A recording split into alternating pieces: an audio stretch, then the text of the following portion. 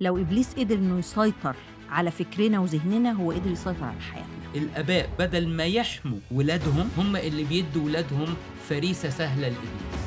لما تبص على عيلة وتشوف فيه نمط كده ماشي بطريقة معينة، اعرف على طول إن هنا فيه لعنة متوارثة محتاجة تتكسر. لما الإنسان تحصل له صدمة أو تروما لازم يجري بسرعة على ربنا، مش يجري منه. في ناس ما بتحسش بالأمان إلا لما تكون متحكمة في اللي حواليها. الكلام ده كله فتح الأبواب أرواح السحر.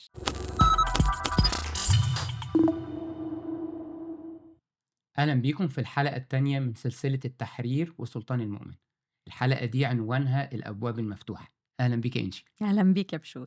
إحنا في الحلقة اللي فاتت اتكلمنا على الرحلة بتاعت السلسلة، إزاي التحرير ابتدى، واتكلمنا على المفاهيم أساسية. ممكن تدينا فكرة أو تعملنا زي ملخص بسيط للي إحنا اتكلمنا فيه الحلقة اللي فاتت؟ احنا اتكلمنا في مفاهيم كتير المرة اللي فاتت، هنحاول نختصرها. زي أول مفهوم مثلا إيه هو التحرير؟ التحرير هو التخلص من تأثير أو سيطرة الروح الشريرة على الإنسان. تاني مفهوم اتكلمنا فيه هو صراع المملكتين، وإزاي إن مملكة الله دايما في صراع مستمر مع مملكة إبليس، وطبعا مملكة الله هي المنتصرة، ولازم نبقى جاهزين للصراع ده وفاهمين السلطان بتاعنا وإيه أسلحتنا. اتكلمنا كمان على مفهوم سلطان المؤمن، سلطان اسم يسوع المسيح وسلطان دم يسوع المسيح، وإزاي إن السيد المسيح إدى لكل المؤمنين السلطان ده، زي ما قال في إنجيل لوقا: ها أنا أعطيكم السلطان أن تدوسوا الحياة والعقارب وكل قوات العدو. وكمان قال في إنجيل مرقس: وهذه الآيات تتبع المؤمنين، يخرجون شياطين باسمي ويضعون أيديهم على المرضى فيشفون. اتكلمنا كمان على مفهوم إن إبليس عدو مهزوم. سؤالين جاوبنا عليهم مهمين جدا. السؤال الأول: ليه أنا لازم أعرف عن إبليس وما اتجاهلوش؟ السؤال التاني اتكلمنا: هل أنا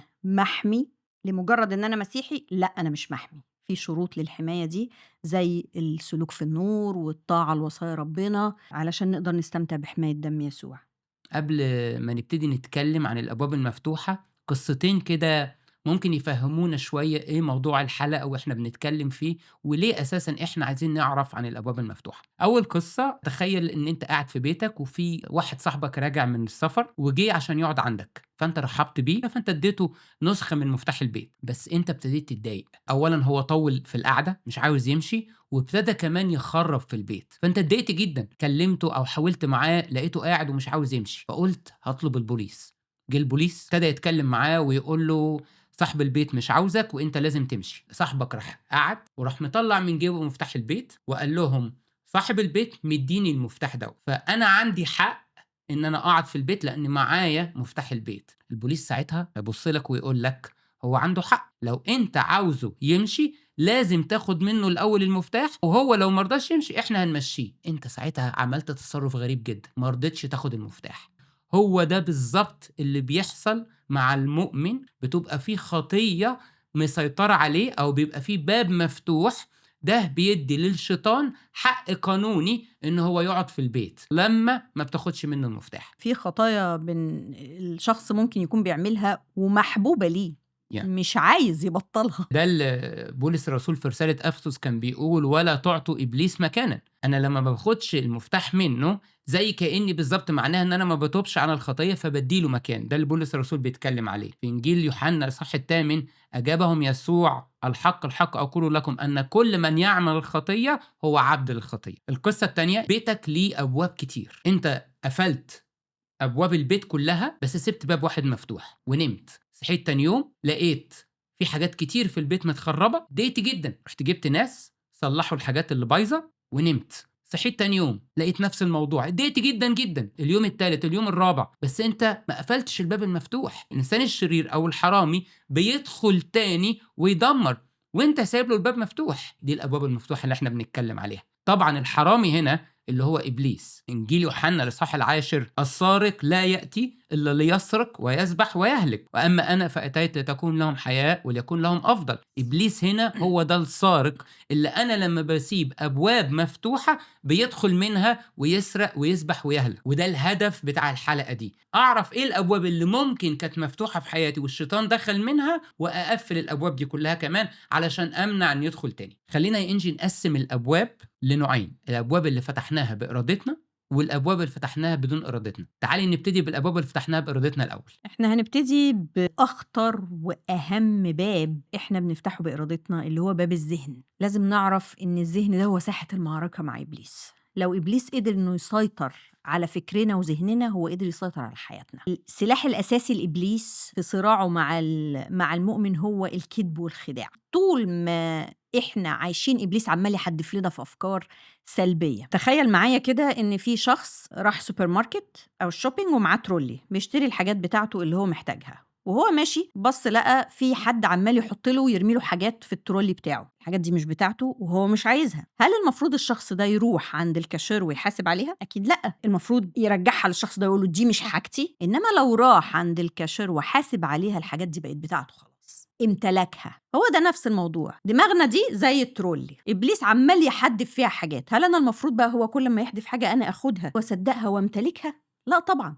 المفروض اخدها واطلعها بره واقول دي مش حاجتي، دي مش بتاعتي، دي مش انا. بولس الرسول قال في كورنثوس الثانية الإصحاح 10: هادمين ظنونا وكل علو يرتفع ضد معرفة الله، مستأثرين كل فكر لطاعة المسيح. الكلام ده معناه ايه؟ معناه ان اي فكرة تيجي تقرب من ذهني انا لازم امسكها، أأسرها واشوف هل الفكرة دي فكرة هتبنيني ولا هتهدمني. اشوف هل دي تبع فكر المسيح ولا تبع فكر ابليس. لو تبع المسيح انا اقبلها، لو تبع ابليس ارفضها. ما تناقش معاها، ما اخدش ودي معاها اطلاقا. اوقات كتير كمان ابليس بيحدف لنا افكار العالم كله كده، ما انت عادي لما تعمل زي بقيه الناس. لكن بولس الرسول بيوضحها بمنتهى القوه هنا في رساله روميا الاصحاح 12: ولا تشاكلوا هذا الدهر بل تغيروا عن شكلكم بتجديد اذهانكم لتختبروا ما هي اراده الله الصالحه المرضيه الكامله. يعني بولس الرسول قال ان الصد لهجمات ابليس بالافكار هو تجديد الذهن. الذهن هو ساحه القتال. في باب تاني مرتبط جدا بباب الذهن هو باب الكلام السلبي. احنا زي ما اتكلمنا في باب الذهن ان ابليس بيحدف لنا افكار. باب الكلام السلبي بقى احنا بناخد الافكار اللي ابليس بيحدفها، بتنزل من ذهننا لقلبنا، نستوعبها ونصدقها ونعيش بيها ونبتدي نوصف نفسنا بالكلام السلبي ده. ابليس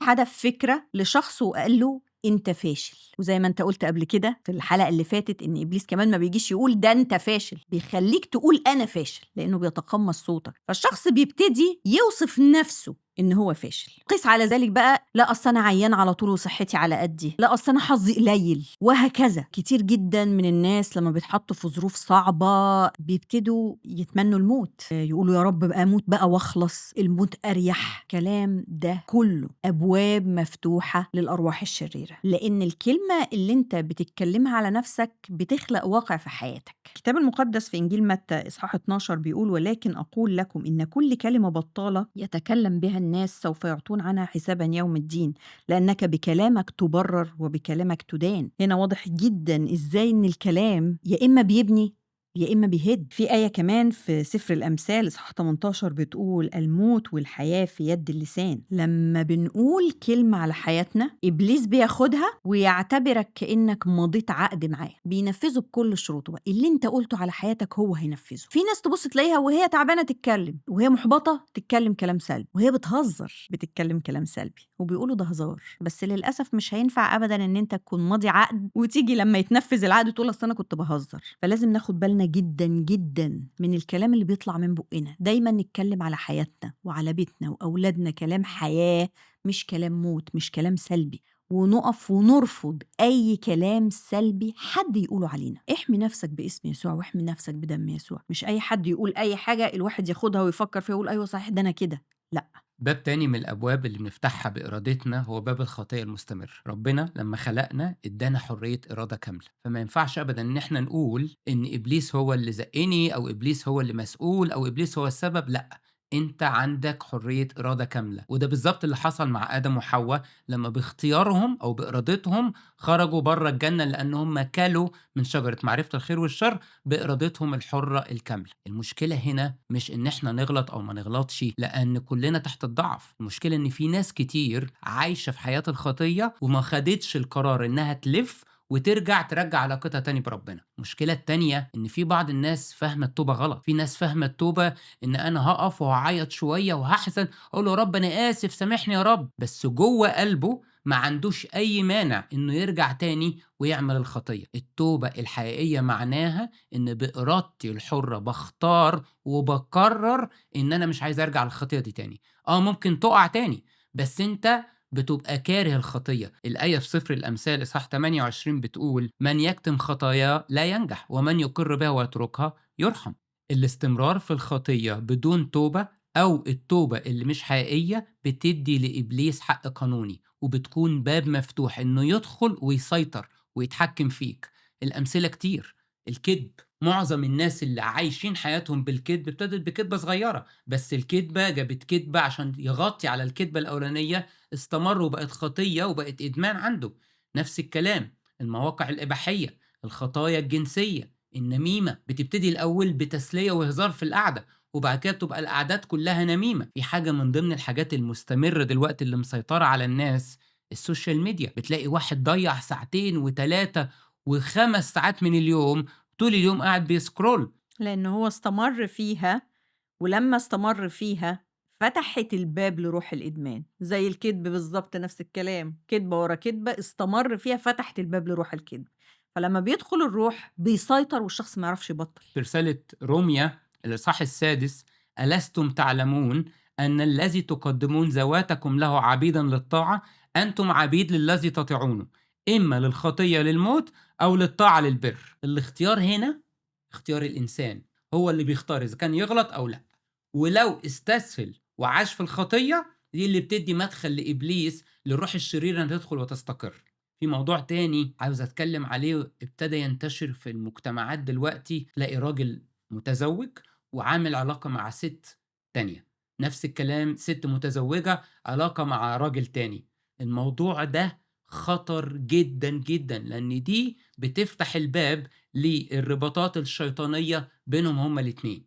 هو ممكن يبتدي بزهق، ممكن يبتدي بمشكلة حاصلة بين الشخص والشريك الحياة، بس إبليس بيدخل من الحتة دي، ده بيدمر الأسرة كلها. الموضوع ده محتاج توبة. أي حاجة بتربط الإنسان دوت بالشخص اللي بره الأسرة إنها لازم يتخلص منها تماما. في باب تاني عايز أتكلم فيه مرتبط جدا بالخطايا المستمرة، اللي هو باب العين. سراج الجسد هو العين، فإن كانت عينك بسيطة فجسدك كله يكون نيرا، وإن كانت عينك شريرة فجسدك كله يكون مظلما. العين ممكن تدخل الإنسان على مملكة الظلمة. زي ما اتكلمنا في الخطايا المستمرة، كل الخطايا الجنسية والإباحية ابتدت بنظرة شريرة في الأول. الحسد ابتدت بنظرة شريرة، الكبرياء نظرة شريرة، فلازم نخلي بالنا كويس جدا من باب العين. يبقى كده اتكلمنا في الأبواب اللي بنفتحها بإرادتنا. أول حاجة كان باب الذهن، اتكلمنا على الكلام السلبي، باب الخطية المستمرة، وباب العين. إيه تاني ممكن تكلمينا عنه عن الأبواب اللي بنفتحها بإرادتنا؟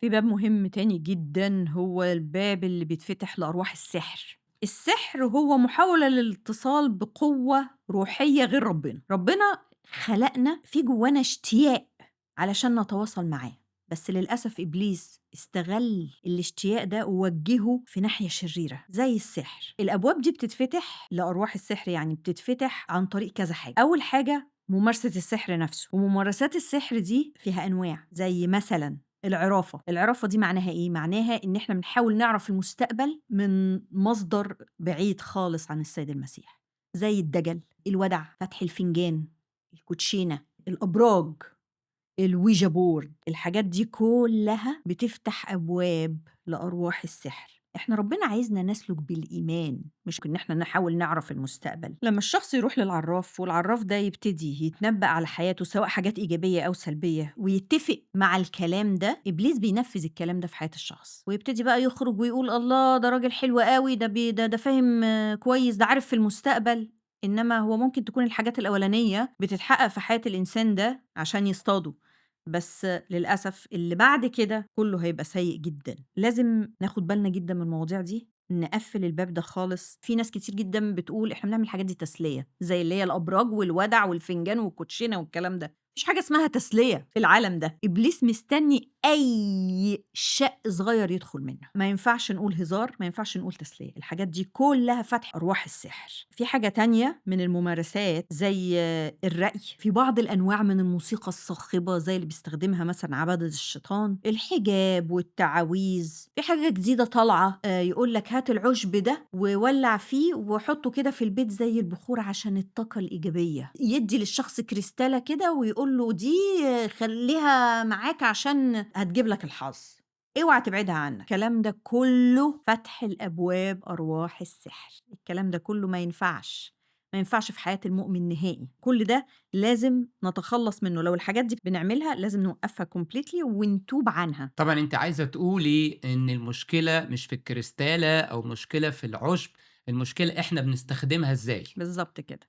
يعني الحاجات دي في طبيعتها ما فيهاش أي مشكلة، ممكن تستخدم العُشب ده عادي، ممكن الكريستالة تتحط في عُقد، إنما الأشياء اللي بيُنسب إليها قوة روحية بعيدة عن السيد المسيح، دي طبعًا انتهي الأمر ده. إحنا كده كإننا بدل ما بندخل العالم الروحي عن طريق روح الله، إحنا بندخل للعالم الروحي عن طريق الشيطان. بالضبط كده. فبندّي مدخل لإبليس إنه يدخّلنا العالم الروحي بسكته هو، بالضبط. فبيسيطر علينا. عايزين نشوف كده إيه رأي الكتاب المقدس في موضوع السحر ده. في تثنية إصحاح 18 في 3 آيات حلوين قوي. لا يوجد فيك من يجيز ابنه أو ابنته في النار، ولا من يعرف عرافة، ولا عائف، ولا متفائل، ولا ساحر، ولا من يرقي رقية، ولا من يسأل جانا أو تابعة، ولا من يستشير الموت، لأن كل من يفعل ذلك مكروه عند الرب، وبسبب هذه الأرجاس الرب إلهك طاردهم من أمامك. يعني إيه عائف دي؟ عائف دي اللي هم الناس اللي تبص تلاقيهم مثلا إيه، يجيب عصفور كده ويقوم خبطه بزلطة، لو طار يمين يتفائل، لو طار شمال يتشائم. تبص تلاقي في ناس كده حواليك تقول لك ايه، لا ده انا اصحى الصبح لو الدنيا مغيمه يبقى اليوم ده بايظ، لو الدنيا شمس يبقى اليوم ده حلو، ونتفائل. الافكار دي كلها بتفتح ابواب لارواح السحر برضو. ولا من يستشير الموت، ده هنا بيتكلم على تحضير الارواح. الحاجات دي كلها مكروهه عند ربنا. عايز أقف تاني يا إنجي على ولا متفائل ولا ساحر. أول ما تتفائل وتتشائم أنت بتفتح الباب لإبليس إنه هو اللي يتحكم في يومك. الله عايزنا نمشي بالإيمان. لو هو عاوز يكشف لنا على الحاجة هيكشفها لنا عن طريق روحه الروح القدس. صح. لكن لو في حاجة اتكشفت لنا عن طريق غير الروح القدس يبقى من الشيطان. أنت بقى عاوز ما تسمعش للروح القدس وتسمع للشيطان، مكرها عند الرب. في آية كمان في حزقيال 13 بتقول هكذا قال السيد الرب ويل للواتي يخطن وسائد لكل أوصال الأيدي ويصنعن مخدات لرأس كل قامة لاصطياد النفوس. ده بيتكلم هنا عن استخدام التعاويذ والحجاب للسيطرة على الناس. رسالة بولس لغلاطيا في الإصحاح 5 بتوضح جدا إزاي اللي بيمارسوا السحر ملهمش مكان في ملكوت الله. بيقول وأعمال الجسد ظاهرة التي هي زنا، عهارة، نجاسة، دعارة، عبادة الأوثان، سحر، عداوة، خصام، غيرة، سخط، تحزب، شقاق، بدعة. في آية 21 بيقول إن الذين يفعلون مثل هذه لا يرثون ملكوت الله. في حاجة تانية بتفتح الباب لأرواح السحر، هي التحكم والسيطرة في الآخرين. في ناس ما بتحسش بالأمان إلا لما تكون متحكمة في اللي حواليها. والسيطرة هنا ليها نوعين. لو الشخص قوي وشخصيته قوية بيسيطر على اللي قدامه عن طريق ترهيب والتهديد. لو شخصيته ضعيفة أضعف من اللي قدامه بيسيطر عليه عن طريق التلاعب بالمشاعر، يحسس اللي قدامه على طول إنه هو مذنب، إنه غلطان، إنه هو السبب في مشاكله. الموضوع ده بنشوفه كتير قوي في الأسر، الأزواج اللي بترهب زوجاتهم بالعنف والزعيق، والزوجات برضو اللي بتحاول تهيمن وتسيطر على الزوج عن طريق تلاعب بالمشاعر، وإنها دايما تحسسه إنه هو مقصر، دايما تحسسه بالذنب والحاجات دي. وكمان في العلاقة بين الأب والأم مع أولادهم في أوقات بيبقى فيها سيطرة شديدة جدا، وده بيخلي الطفل اللي متربي بالطريقة دي يكبر عايز يسيطر هو كمان، بس بما إنه هو لسه صغير وأضعف فبيسيطر بالخداع، تلاعب برضو بالمشاعر. العلاقات اللي فيها سيطرة من النوع ده لازم الطرفين يقدموا توبة، الطرف المسيطر والطرف اللي متسيطر عليه. في ملوك التاني الإصحاح 9 بيربط قوي السيطرة بالسحر. أسلام يا ياهو؟ فقال أي سلام مدام زنا إيزابل أمك وسحرها الكثير. إيزابل كانت معروفة جدًا إن هي بتوصل لأي حاجة هي عايزاها بالسيطرة وبالتلاعب بالمشاعر زي ما شُفنا مع أخاب. في إنجيل متى الإصحاح 20 السيد المسيح بيورّي إزاي إن السيطرة دي حاجة مرفوضة تمامًا منه. بيقول: "فدعاهم يسوع وقال: أنتم تعلمون أن رؤساء الأمم يسودونهم والعظماء يتسلطون عليهم، فلا يكون هكذا فيكم، بل من أراد أن يكون فيكم عظيمًا فليكن لكم خادمًا." السيطرة على الآخرين دي مش حاجة من تعليم السيد المسيح، اللي هيكون عظيم هو اللي هيكون خادم. أي حد في موضع قيادة إن كان زوج أو أي قائد في خدمة، مدير في الشغل، يا ريت يبُص على نفسه وعلى سلوكه، هل هو بيمارس السيطرة على الناس اللي تحته علشان يوصل لأغراضه؟ لازم الشخص ده يقدم توبة لربنا ويقفل الباب ده. مداخل أرواح السحر اتكلمنا على مدخلين، ممارسة السحر نفسه إمم. والتحكم في الآخرين. 3 حاجات تانيين أنا عايز أتكلم عليهم برضه بالنسبة لمداخل لروح السحر. التدين، رسالة بولس الرسول قال غلاطيا الإصحاح الثالث وبيقول: أيها الغلاطيون الأغبياء، من رقاكم حتى لا تذعنوا للحق. أنا عايز بس أقول إن رقاكم هنا معناها من سحركم. أنتم الذين أمام عيونكم قد رسم يسوع المسيح بينكم مصلوبا، هكذا أنتم أغبياء بعد ما ابتدأتم بالروح تكملون الآن بالجسد. هنا بولس الرسول بيتكلم على ناس ابتدوا بالروح وبعد كده كملوا بالجسد، أو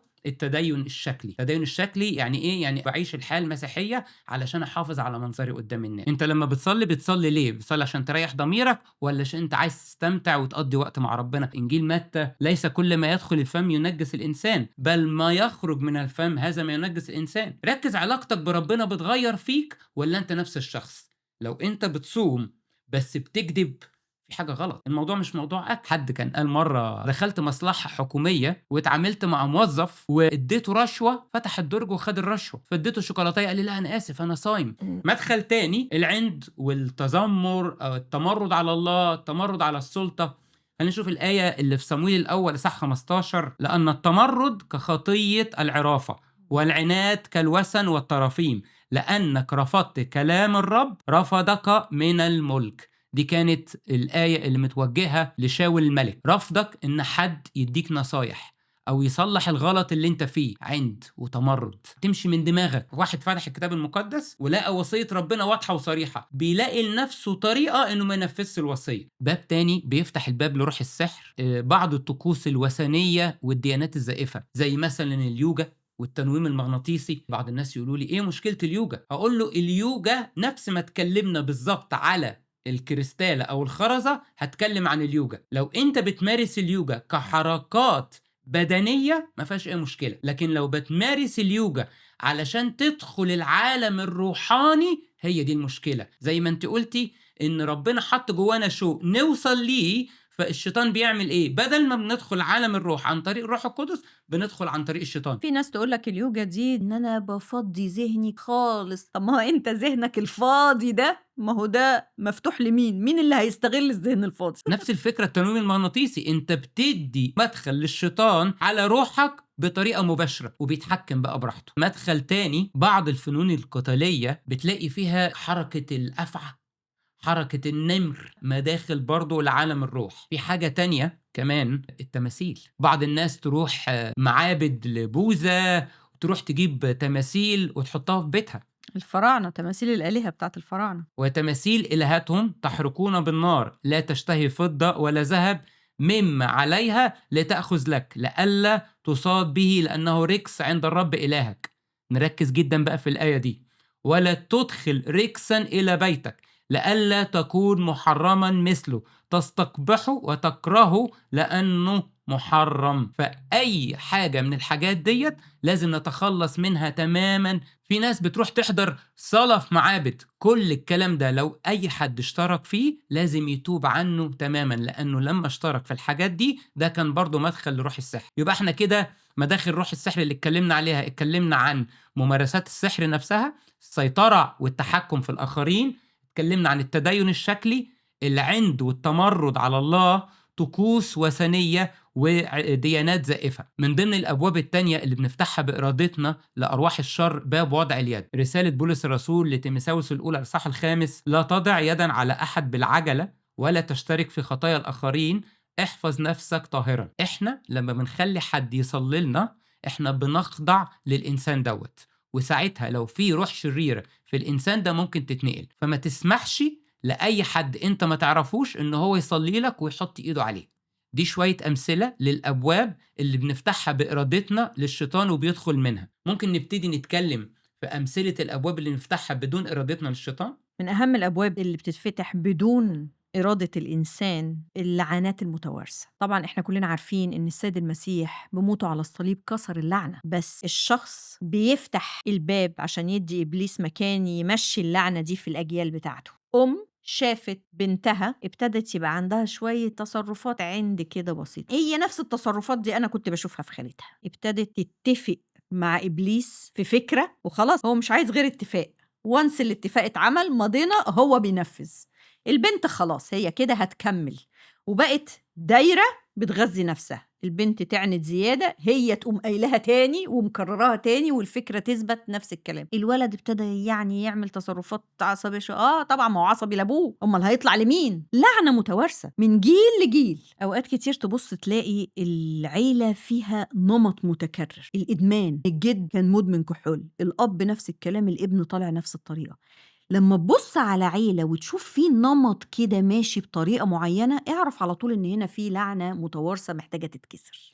من ضمن الحاجات كمان اللي شُفتها الموت المبكر. يس. في العيلة دي بيموتوا عند سن ال50 العقد اتمضى يس. وابتدت اللعنة تتورّث من الجد للأب للابن للحفيد، فلازم اللعنة دي محتاجة تتكسر. تتكسر باسم الرب يسوع، تتكسر. احنا هنعيد تاني التأكيد على فكرة ان السيد المسيح كسر اللعنات على الصليب، بس هو زي ما كسر اللعنات هو غفر الخطايا. كل حاجة مشروطة بحرية إرادتنا، وإحنا هنسلك إزاي. لو سلكنا في الخطية، دمه وغفران دمه مش هينطبق. ولو سمحنا للعنات واتفقنا مع إبليس إن هو يكمل في الأجيال بتاعتنا، كسر اللعنة مش هينطبق علينا. في باب تاني عاوز أتكلم عليه في الأبواب اللي بنفتحها من غير إرادتنا، باب الصدمة أو التروما. أما بتكلم عن الصدمة أنا بقصد موقف كبير، موقف عمل هزة. يعني مثلا واحد عزيز عليه جدا مات، مرض صعب جدا حصل. الحاجات دي بتعمل شرخ نفسي، بتخلي الإنسان ده في أضعف وقت ليه. وزي ما احنا عارفين عن إبليس مش عدو شريف، إبليس عدو شرير، بيستغل لحظة الضعف وبيدخل منها وبيضرب الإنسان ده. تلاقي فجأة أرواح حزن، أرواح اكتئاب، أرواح قلق هجمت على الإنسان ده وسيطرت عليه. عشان كده لازم نخلي بالنا إن لما الإنسان تحصل له صدمة أو تروما لازم يجري بسرعة على ربنا، مش يجري منه. روح الإنسان تحتمل مرضه، أما الروح المكسورة فمن يحملها. برضو في مزمور 109 نسمع داود النبي وهو بيقول: من أجل أنه لم يذكر أن يصنع رحمة، بل طرد إنسانا مسكينا وفقيرا والمنسحق القلب ليميته. هنا العدو الشرير كان غير رحيم، بيسرق ويسبح ويهلك. في نقطة تانية كمان عايزين نتكلم عليها. زي ما احنا بنقول الإنسان لما تحصل له الصدمة أو تحصل له المشكلة الكبيرة دي مش يجي من ربنا، لازم نعرف كويس جدا الله لا يسبب الألم. احنا في عالم شرير، عالم مكسور. الموت دخل للعالم ده بسبب الخطية. فلو الإنسان هيدي باب لإبليس إن إبليس يقنعه إن ربنا هو اللي سبب لك الشر أو سبب لك الألم، هيبقى ده برضو مدخل لإبليس إن هو يستغل الفرصة ويدخل ويسيطر. إيه الأبواب التانية اللي بنفتحها برضو لإبليس غصب عننا أو بدون إرادتنا؟